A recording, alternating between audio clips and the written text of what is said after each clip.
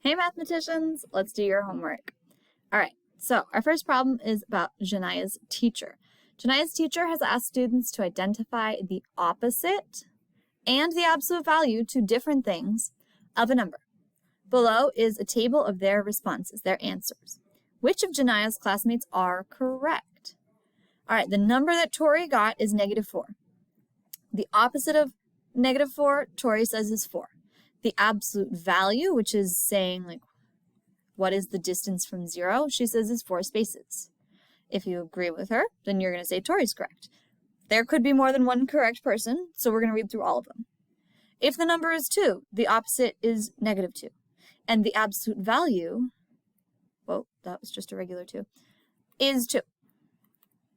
That's what they're saying. So you got to make sure you're not just like, oh yeah, Miss Douglas read it to me, that must be right.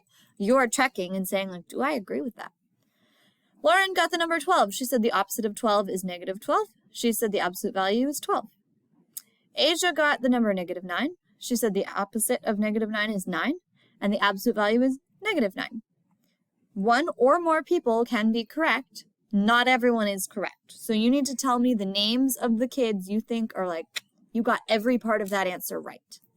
To clarify, there's no right or wrong here. That's the number they're starting with. So they need to have both sections correct for you to write their name. All right, next up. What is the absolute value of -12? So absolute value, that's it spelled out in words.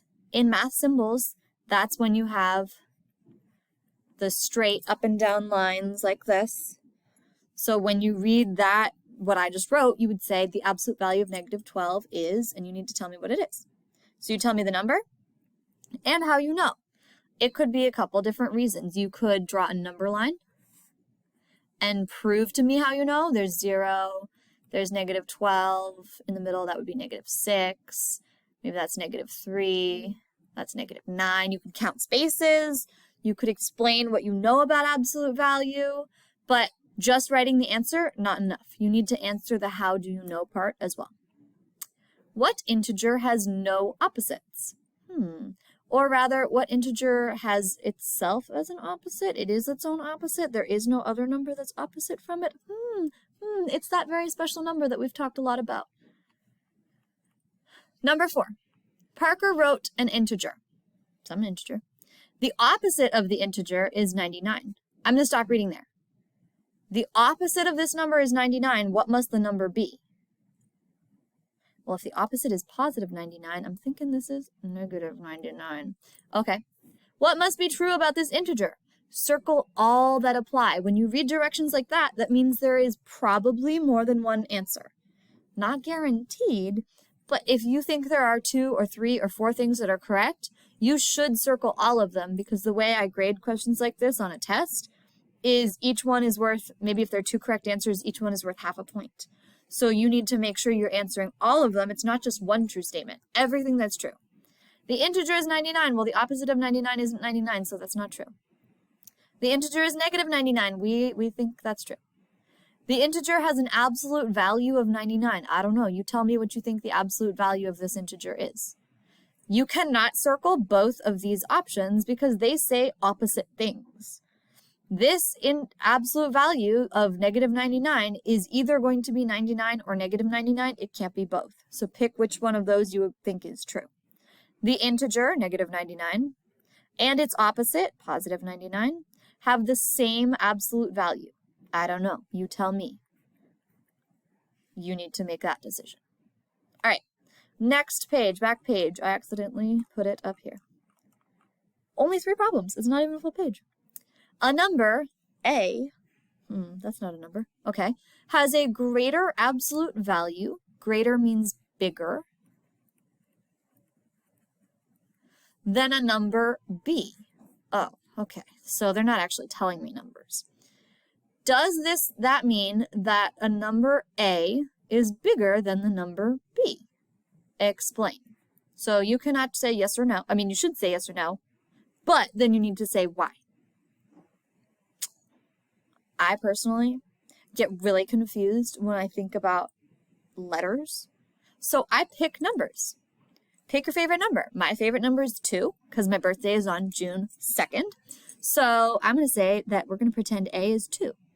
If 2 has a greater absolute value than B, okay, I cannot choose random numbers for B because the absolute value of 2 is 2. So I need to pick a number for B that is smaller or closer to 0 than that distance.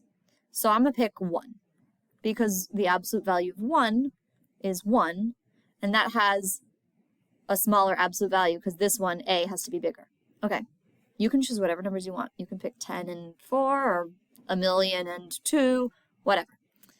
Does this mean that the number A is bigger than the number B? Well, 2 does appear to be greater than 1. In my example, that might be true. But I just chose all positive numbers. Let's choose a different example because we want to check. Oh, this is going to happen like every time I record a video. The lights turn off because no one in my classroom is moving. Okay, let's choose other numbers. Let's choose negative numbers. I'm going to choose negative 10 as my A. The absolute value of negative 10 is 10. That has a greater absolute value than the absolute value of 4. So the absolute value of 10 is bigger than the absolute value of 4.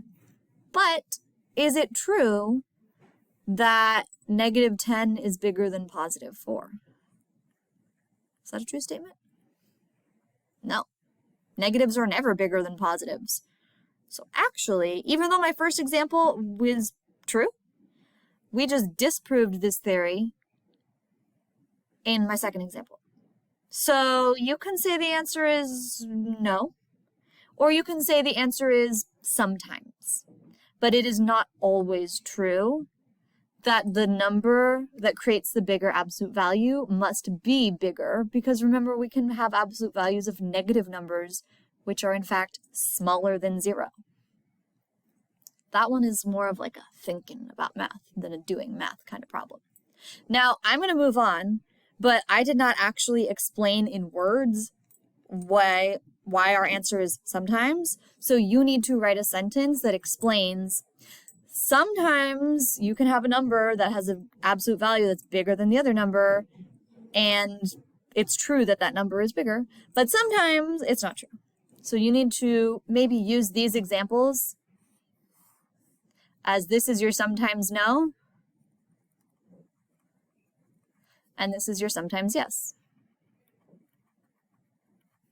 Again, those words are not enough to count as your explain. I'm looking for a full sentence. Number 6, give an example of when a negative number has a greater absolute value than a positive number. Oh, I think we just did that. We did negative 10. I'm going to do this example with my numbers, and I'm challenging you to write other numbers. I don't want to see negative 10 and positive 4 here. I want you to think of a different example. Okay, in my example, we're going to say negative 10 versus positive 4.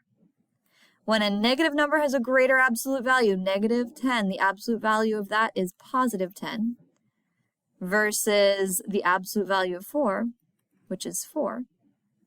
And 10, this 10, the absolute value, not the negative 10, is bigger than the absolute value right here of 4.